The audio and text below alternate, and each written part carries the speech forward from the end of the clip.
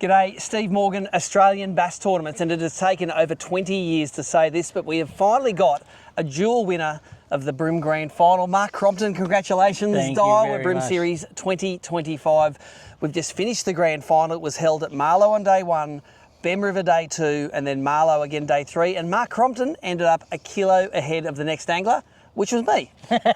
Good to see sponsor Karma kicking in. Got the same Daiwa shirts on. I don't have a flat brim hat, mate. I can't do that.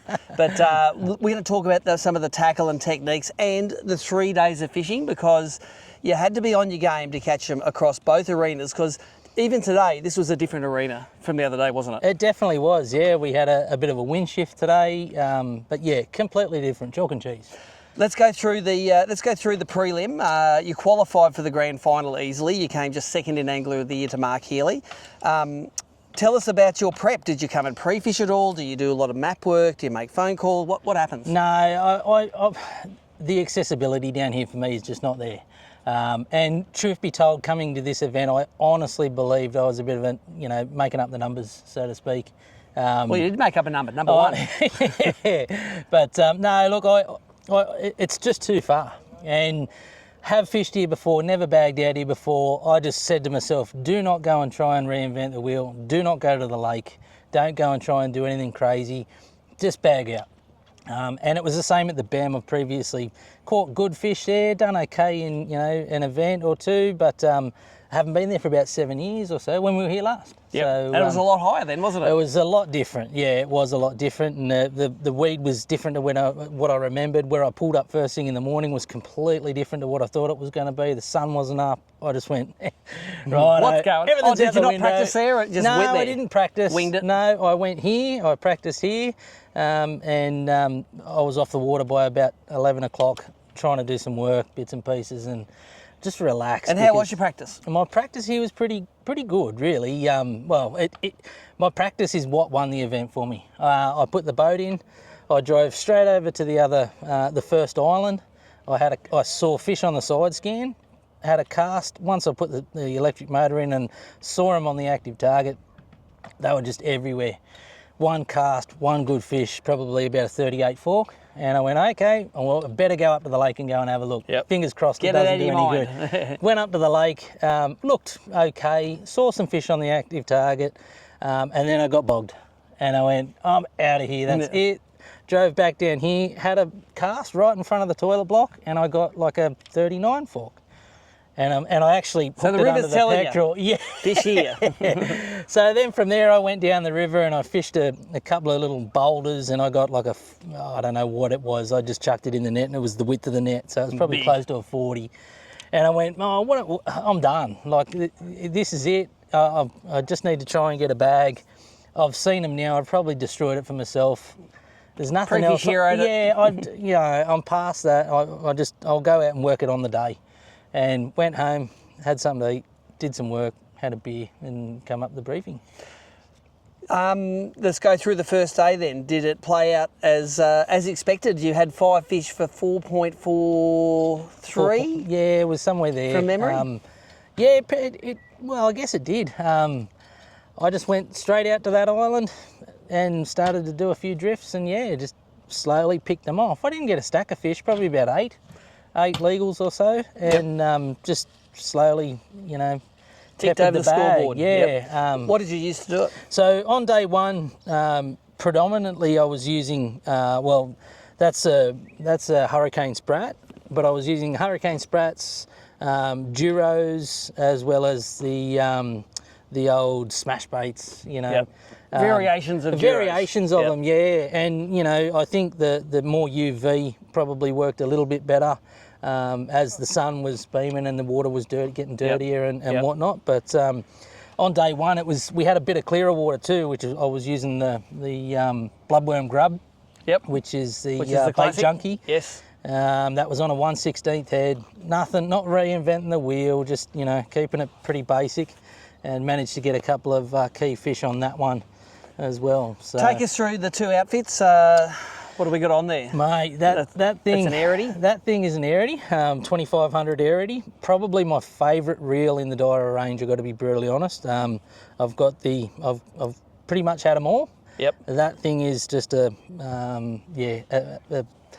perfect item to have in my hand all the time. I feel right.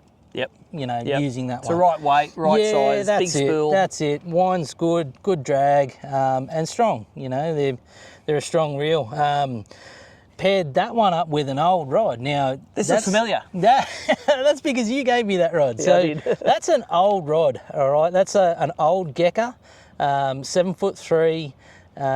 It's the AGS guides. The thing weighs about 70 grams. This is my old aqua rod. It is a brute. It's stiff. It's so sensitive. I've never held a more sensitive rod in my hand ever, and that will probably come off and go straight to Daiwa, and I will say that is what we need to build now. Make some more of these. This is I've got 2 left. The tip on the other one is probably, you know, it's buggered, but that is what we need to build. That is the rod.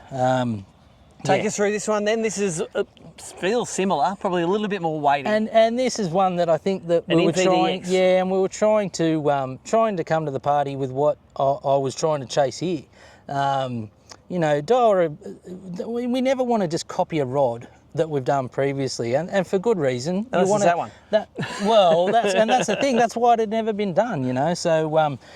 But now I think we've got to the stage where this is me. This is the rod, and I think we've proven it now 2 times. This is the same sort of combination I was using to win the last boat.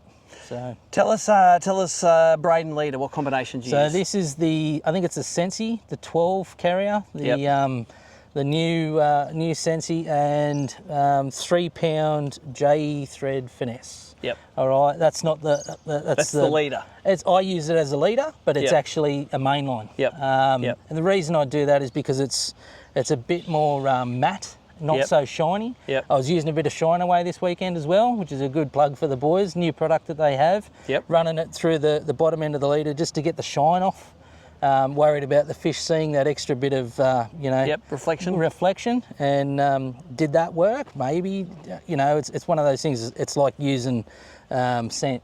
Did it work? Well, we won the event, but you know, I don't know. Would you have won it without it? Maybe. Maybe. Don't know. So, that was day one. Take us through the BEM on day 2. You rocked up there. Everything was totally different. How did you break down that arena on day 2? Because you caught the heaviest bag at the BEM, just over 4 kilos. Basically, just threw the sprat all day. Yep. Didn't stop. And the edges, flats, drop-offs, both, everything deep, and I caught them everywhere, pretty much. There were a few sections in the deep where it went a bit quieter, but just caught them all over the place. And I think a lot of the bites were so timid, you didn't see line movement, you didn't see or feel anything. I saw them on the active target, but I could feel them through that rod. Yep. So the rod made a massive difference, the sensitivity of the rod. The active target in the BAM was key, because you're just sort of cruising around, waiting till you see them and then cast at them. The little pods of them all over the joint. And you know, having the what's it called? Not side scan, where it's scout mode. I'd pick them up with that, and then I could key into them with the forward and drop it and watch it. So it was really good it makes us more efficient, doesn't it? It's we used to just random cast everywhere trying to catch a fish, 100%. but now every cast is on a fish. Mate, I was going along banks and not making a cast until I actually saw the point where it was going to be worthwhile, especially out through here. Yep. You know, I was out through here. I was sort of sitting power pole down and waiting for the fish to come to me. But when they'd stop coming through, then I'd re-rig, have another look up, and then they were back again. They come back through. Into them. So. Take us through day 3 then at Marlow. You had about a 400 gram lead on the rest of the field. We did the story this morning. I think it was a bit less than that. I think it was about 300 and something. 300 and something. Hey, it's always good to have a lead on the last day. You don't have to catch as much to win. Especially against you.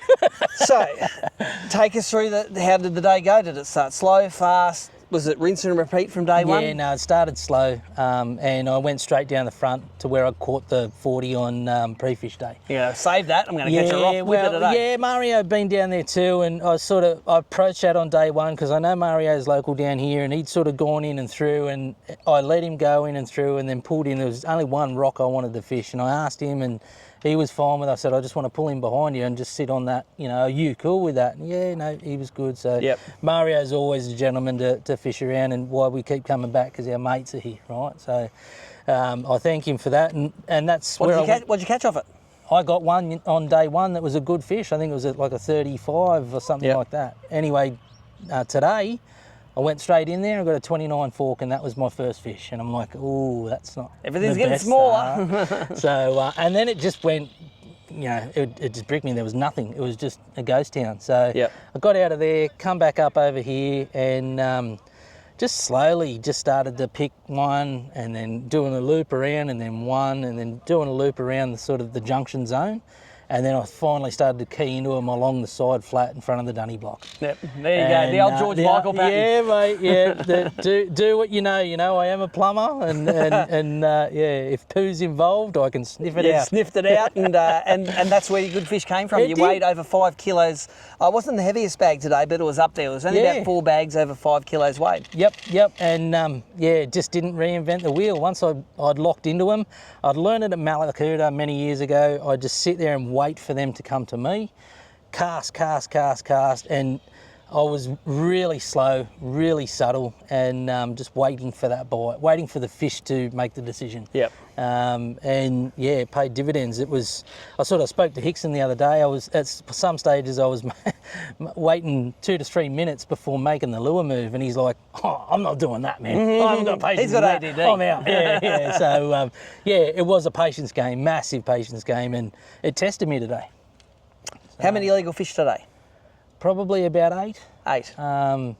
Yeah, maybe a couple more, but lots and lots of salmon, lots and lots of EPs, Taylor, you know. Yep. Yeah. This place is a great place for fishing, isn't it? Mate, you catch everything. I'm thinking of taking the RV down tomorrow morning and just chucking one right in and going, mate, just chuck it and wind it back, we'll hook something. That's know? right. So yeah, epic. A kilo and a half salmon will stretch him out. Yeah, great fun. Interestingly, these guys brought 2 cars, have 2 tow bars, which means you have to take the boat home, not me. That's great. Yeah. Danny's never driven a boat, but we're gonna work that out. We might be doing Got a all little day bit to get home. You're sweet. Yeah, we'll work it out. I'll probably tow it, and she'll probably tow the one that I know is it's okay on the road. I've never driven that on the road. No, so it's good. we'll We towed it all the way down. Pretty It's good. good. Eh? Twin axle trailer. It's Oceanic nice and trailer, light. yeah. It's actually quite they do a light good job. compared to a glass boat. Yeah, nice. Okay. What does it mean to you to be the first person to win the grand final twice? Better than AI.